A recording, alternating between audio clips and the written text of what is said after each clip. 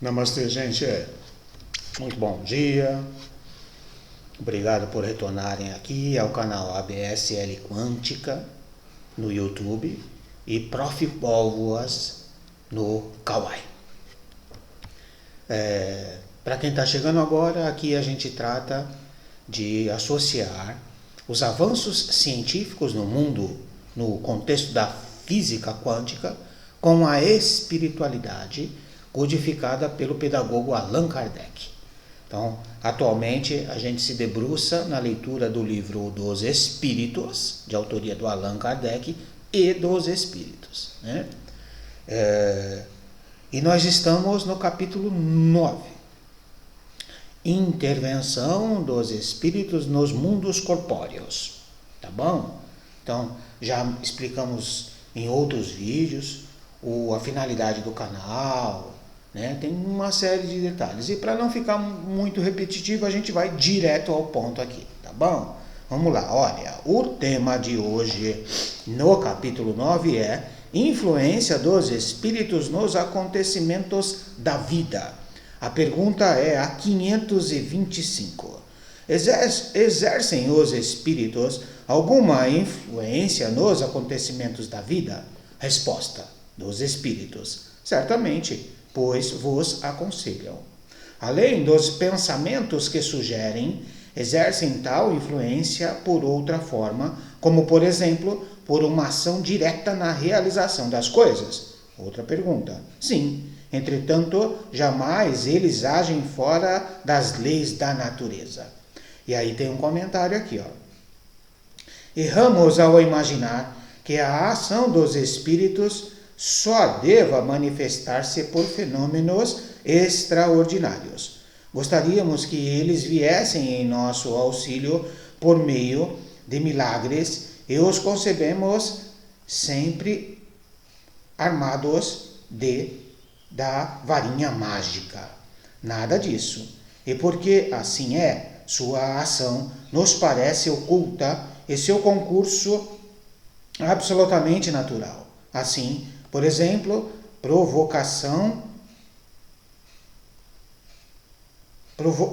provocarão o encontro de duas pessoas como se por acaso inspirarão alguém a passar por determinado lugar, chamar-lhe-ão a atenção para tal ponto, desde que isso conduz ao fim que tem em mira.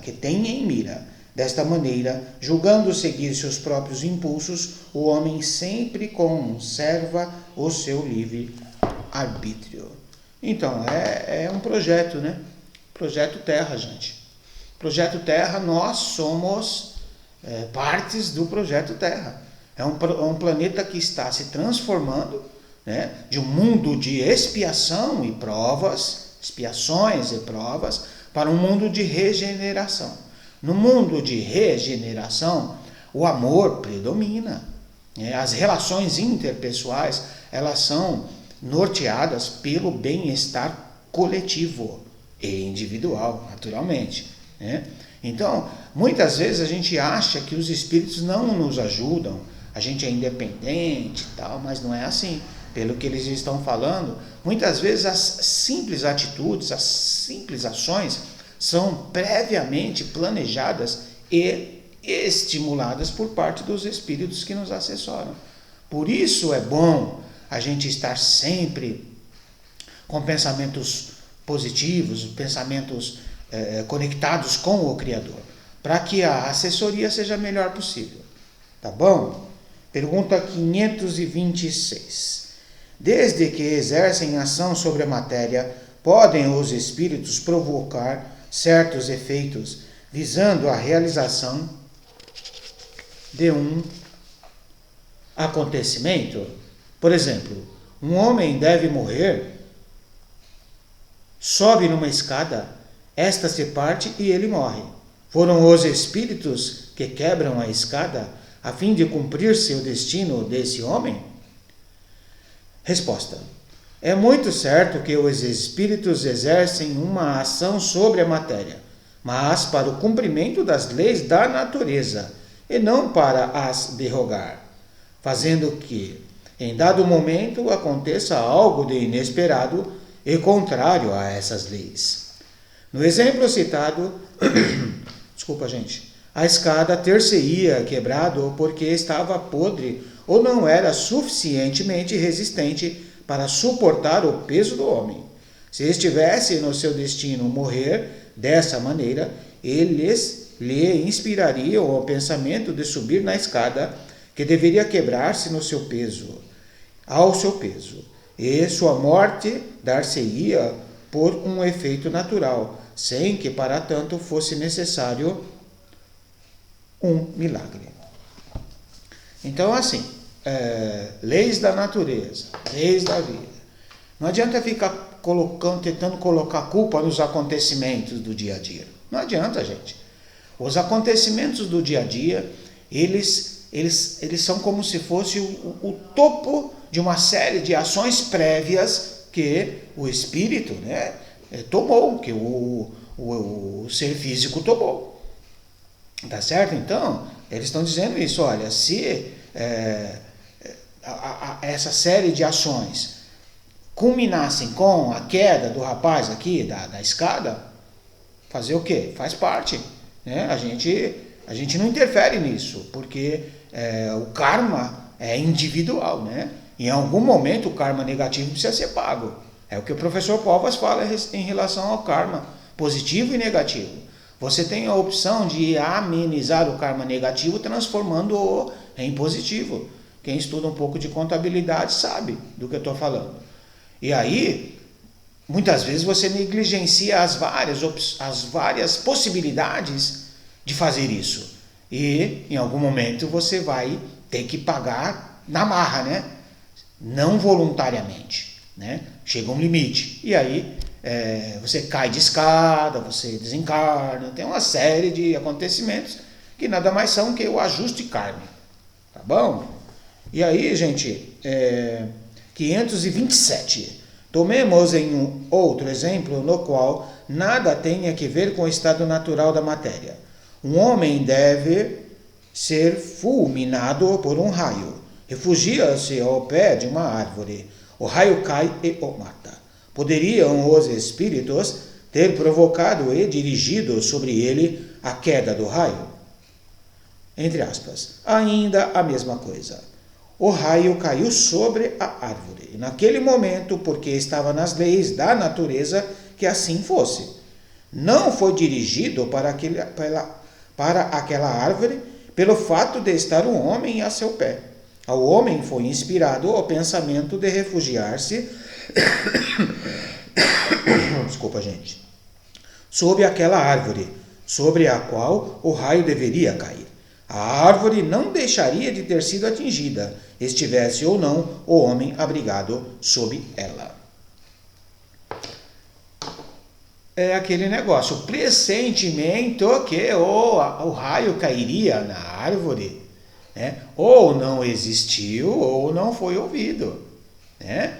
Então, o homem, o ser humano, precisa estar, o ser vivente, né? Precisa estar em consonância com as leis da natureza e conectado com o nosso Criador, com o anjo protetor, sabe, os espíritos bondosos, para que, ao enviarem pressentimentos, intuição, o homem consiga identificar. Se neste caso a pessoa que sofreu a ação do raio aqui sob a árvore ouvisse, né, o seu pressentimento, muito provavelmente ele não se abrigaria embaixo daquela árvore.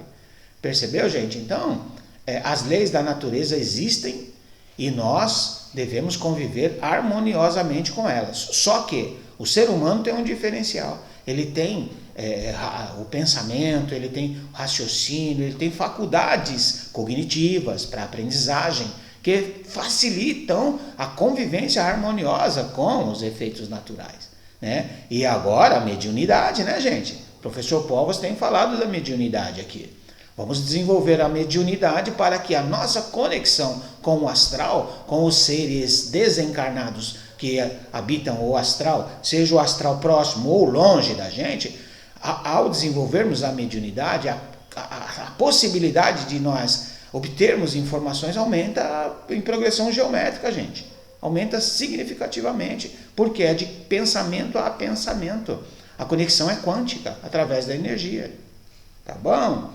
Então, é isso. E para finalizar aqui, que já deu 10 minutos, e temos um amigo aqui aguardando, nosso colaborador Luan, está chegando aqui para poder dar uma força para a gente, né? Então vamos lá, 528. Um homem mal intencionado dispara um tiro sobre outro, mas o tiro passa de raspão. O tiro teria sido desviado por um espírito bondoso? Agora a resposta, entre aspas. Se o indivíduo não deve ser atingido, o espírito bondoso inspirar-lhe-á o pensamento de desviar-se, ou poderá ofuscar o inimigo de maneira que faça má pontaria, pois uma vez lançado o projétil, este faz o percurso que tem de fazer. Então é isso, gente, ó. Você percebeu? Então assim, ó, a pessoa não deveria tomar o tiro, não estava na programação kármica dela. O espírito inspirará, né? O espírito protetor a inspirará a desviar do tiro de algum jeito, tá? Daí a importância de nós nos conectarmos com o nosso anjo protetor e com isso, né, convivermos harmoniosamente com os efeitos físicos, sejam eles causados pela natureza ou por um outro ser humano, né, que eventualmente esteja em contato conosco, tá bom? Então, muito obrigado, Deus abençoe, muito obrigado. Hoje, professor Paulo, você atrasou um pouquinho, mas estamos aqui, tá? Cumprimos a missão de hoje, a meta de hoje, né? Porque a missão é grande, tá bom, gente? Então, fiquem com Deus, namastê, muito obrigado, até a próxima, viu? Valeu, gente! Beijinho pra Dona G, que ela sempre gosta, valeu, tchau, fiquem com Deus, viu? Até mais, tchau, tchau.